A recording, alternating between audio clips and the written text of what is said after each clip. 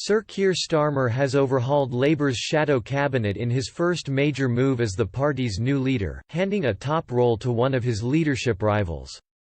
The new Labour leader has appointed Lisa Nandy as Shadow Foreign Secretary and takes over from Emily Thornberry, who was eliminated early on in the leadership race. But there is no role on the revamped shadow cabinet for fellow leadership rival Rebecca Long-Bailey, who is a strong ally of former Labour leader Jeremy Corbyn. His office has announced that as the new deputy leader, Angela Rayner will be chair of the party.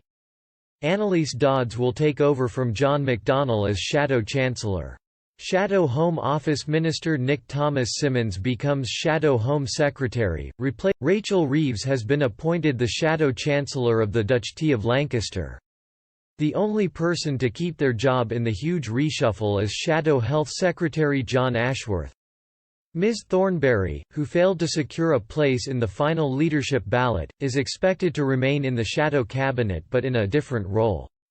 Barry Gardiner, John Trickett and Ian Lavery have left the shadow cabinet.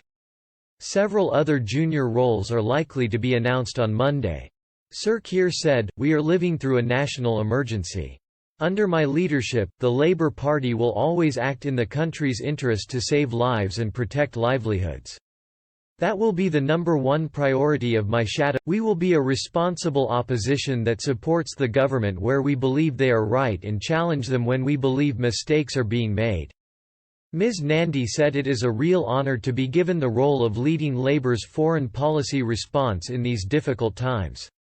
Mr. Thomas-Symonds also said he too is honoured by his appointment. Sir Keir came out on top in the 3-month Labour leadership election, taking over from Jeremy Corbyn.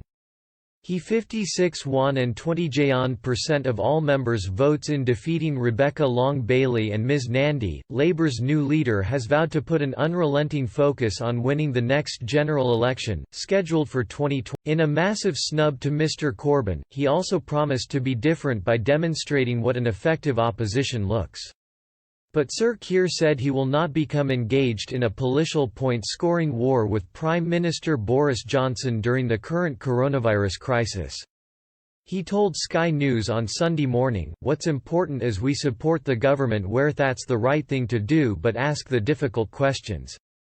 Sir Keir also quickly lashed out at the government's handling of the coronavirus outbreak in the UK, particularly around the medical testing of the population. He added, "I think the government was in a mess over testing last week. They've not set a target and our job is to support them in getting to that target. But in pointing out mistakes and errors, we hope those mistakes and errors can